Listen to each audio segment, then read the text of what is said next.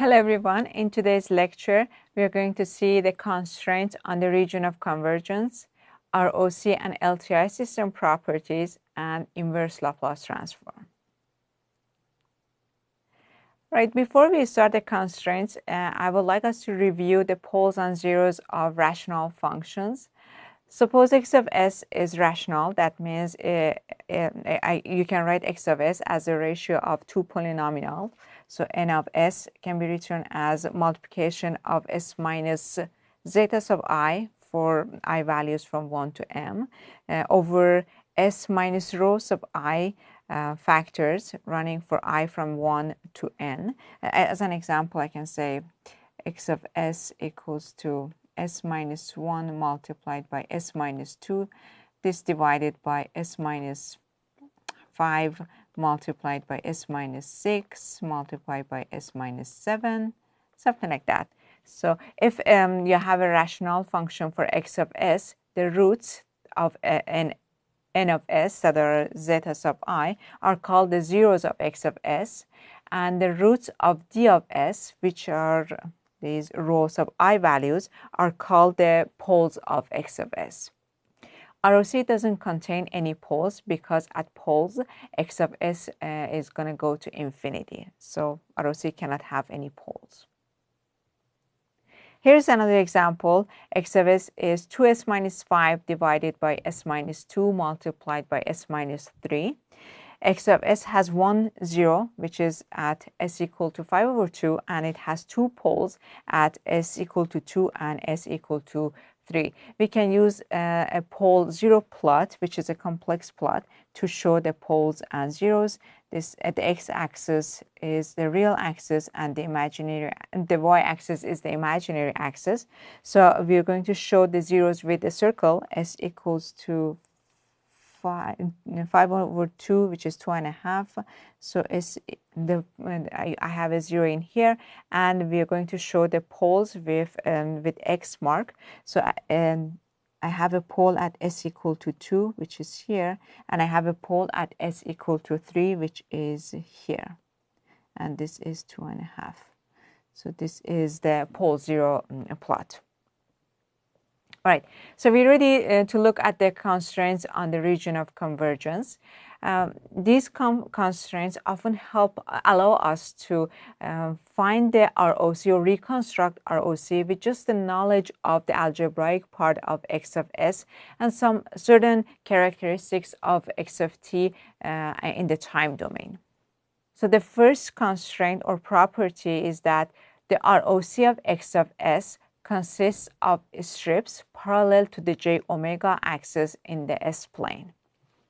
So you can have something like this as your ROC.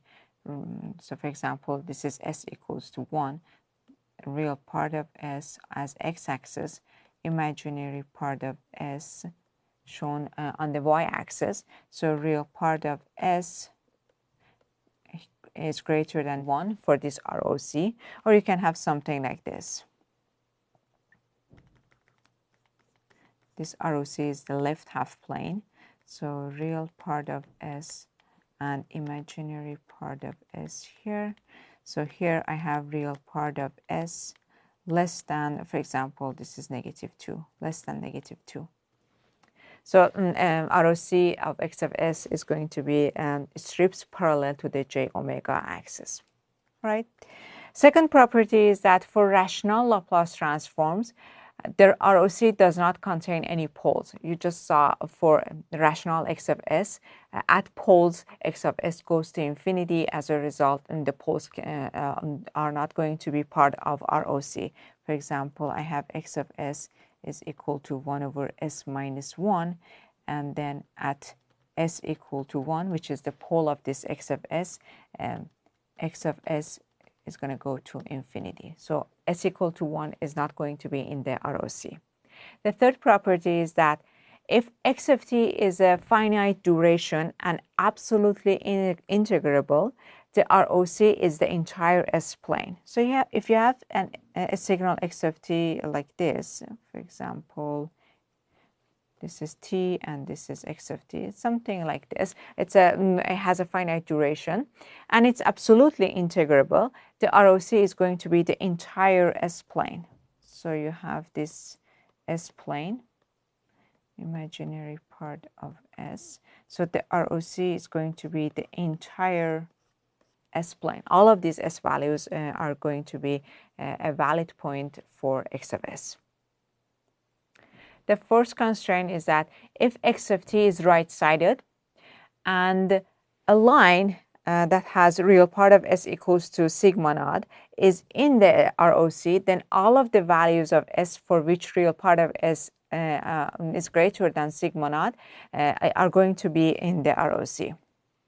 So if I know x of t is right-sided and this line S equals to real part of S equals to sigma naught is in this is in the ROC, then all of these S values are in the ROC. So this is real part of S. This is imaginary part of S. So all of the S values whose real part are greater than sigma naught. For all of these S values, the real part of S is greater than sigma naught. All of these S values are in the ROC. Fifth property is if x of t is left-sided, then and the line of real part of S equals to sigma naught is in the ROC, then all of the values of S for which real part of S is less than sigma naught are going to be in ROC. So you have something like this. If I know that this line is in the region of convergence, so real part of S equals to sigma naught. Here sigma naught is a negative value. So again, x-axis shows the real part of S.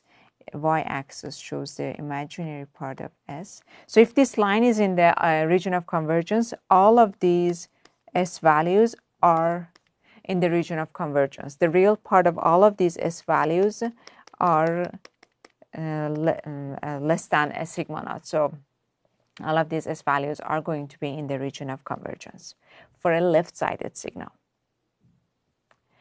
If x of t is two-sided and the line of a real part of S equals to sigma naught is in the ROC, then the ROC is going to consist of a strip in the S-plane that includes the line of real part of S equals to sigma naught. So I expect to get an ROC that has, for example, this is the line of real part of S equals to sigma naught. This is the real part of S and this is the imaginary part of S. All right, so I expect to have something like this. I don't know the width of this strip, but I expect to get an ROC that consists of a strip and the real part of S equals to sigma naught is going to be in this strip.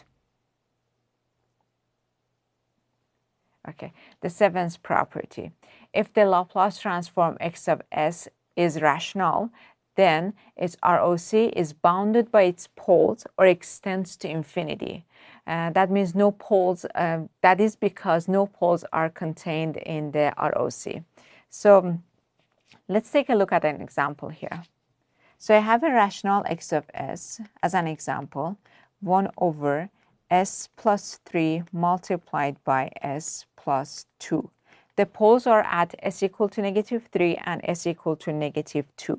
So poles are S equal to negative 3 and S equal to negative 2. I know that ROC cannot contain these two S values.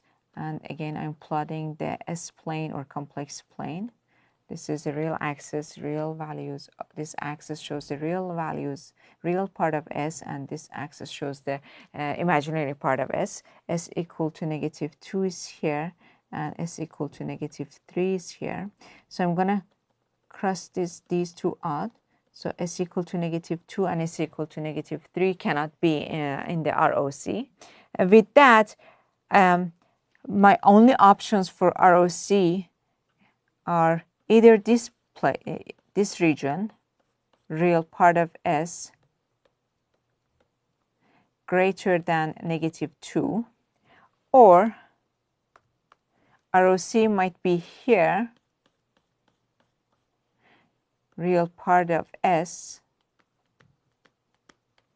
less than -3. So you can either have that blue region of convergence or this orange one, and these two regions of convergence are the ones that extend to infinity. The other option is this region. This could also be your ROC.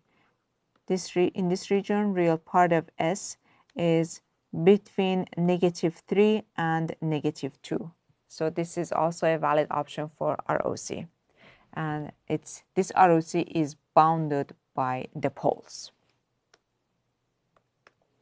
Right.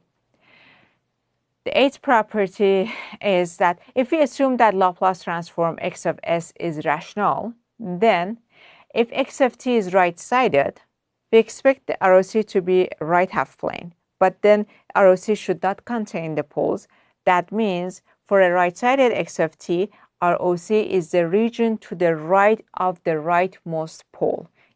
In the above example, this is your ROC.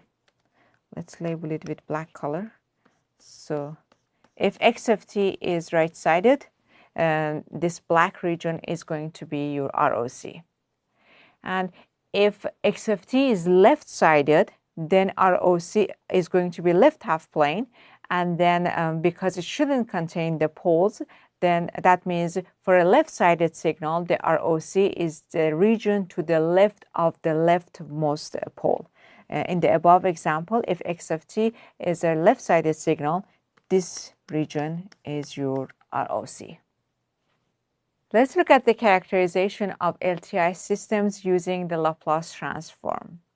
Many properties of LTI systems can be closely associated with the characteristics of the system function for these LTI systems in the S-plane. Let's see how they are related. So let S be an LTI system with impulse response h of t. The system function h of s is the Laplace transform of h of t. The first property that we are going to look at is the causality. If S is causal, which means h of t is equal to 0 for t less than 0, then the ROC includes a right half plane. Next, assume h of s is rational. S is causal if and only if the ROC equals the half plane to the right of the rightmost pole. So this is only valid if h of s is rational. So as an example to show that this is only the case for rational h of s, let's look at a Laplace transform that is not rational. It's not as the ratio of two polynomials because I have e to the s in here. ROC for this h of s is real part of s greater than -1, but h of t is not 0 for t less than 0. The second property is stability. The system S is stable if and only if the ROC contains the j omega axis. The reason is that the system S is stable if and only if h of t is absolutely integrable. That means continuous time Fourier transform or h of j omega exists. That means S equal to j omega is in the ROC. Next, assume S is causal and h of s is rational. Then the system S is stable if and only if all poles of h of s lie in the half plane to the left of the j omega axis. So that j omega, s equal to j omega is in the ROC. That is, S is stable if and only if all poles have a negative real part. All right, so let's take a look at the inverse Laplace transform and see how we can calculate it. Okay, you previously saw that Laplace transform of a signal can be interpreted as the Fourier transform of an exponentially weighted version of the signal. And by definition, x of s is integral of x of t e to the minus st dt. And here we can substitute s with sigma plus j omega because s is a complex variable.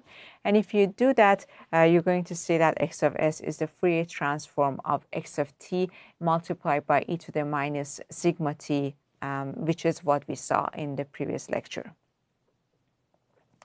All right, so now that I know x of s is the Fourier transform of x of t multiplied by e to the minus sigma t, that means x of t e to the minus sigma t is the inverse Fourier transform of x of s.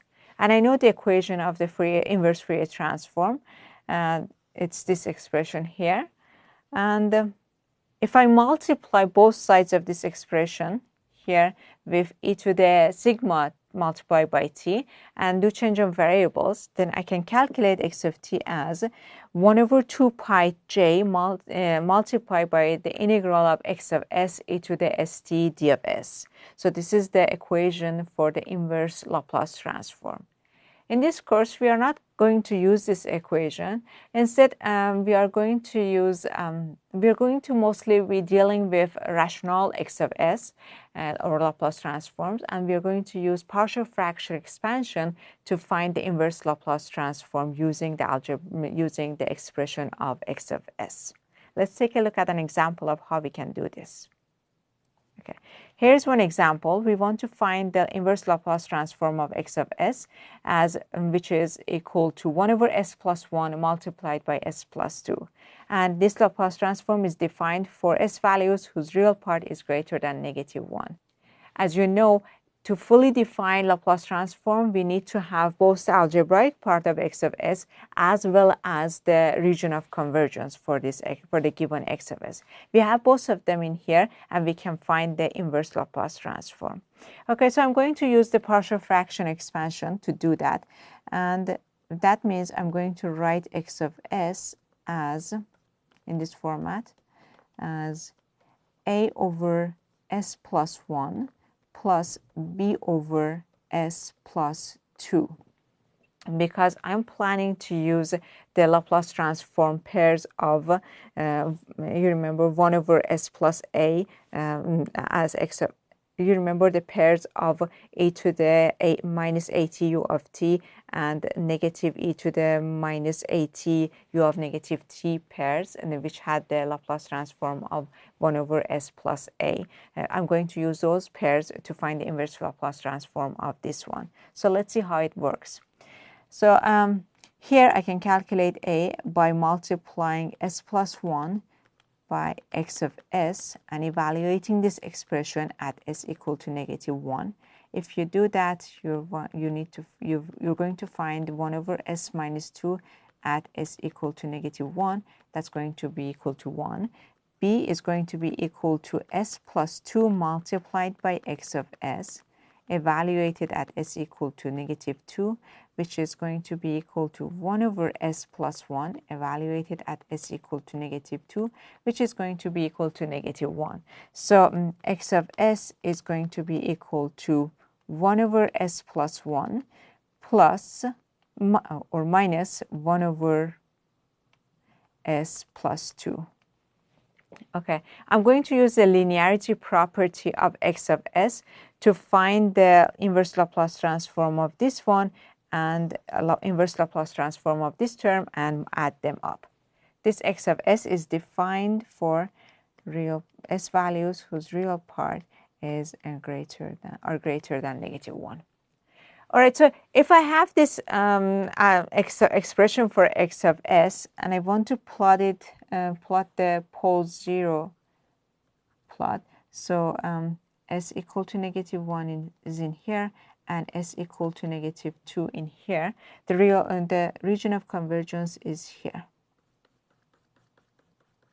So if you go to the table of Laplace transform pairs and if you want to find the inverse Laplace transform of this term in here,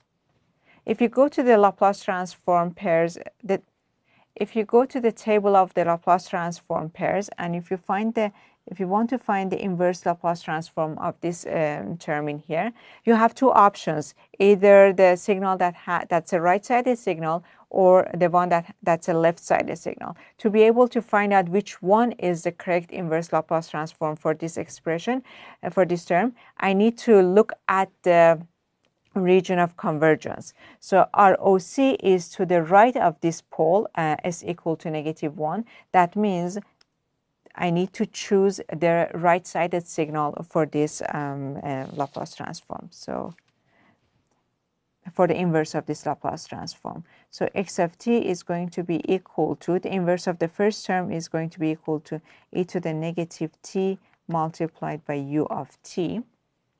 And for the second part, for this one, again, I have two options on the table of Laplace transform pairs, depending on the region of convergence, whether it's to the right of this pole or to the left of this pole. I have different inverse Laplace transforms. So here, as the region of convergence for my x of s is in fact to the right of the s equal to -2 pole. That means the signal must have been a right-sided signal. So I'm going to choose the right-sided signal as the inverse Laplace transform of the second term. That's going to be equal to e to the -2t u of t. All right. So this is the inverse Laplace transform of this signal. We are going to practice finding the inverse Laplace transform in the class. Thank you for watching.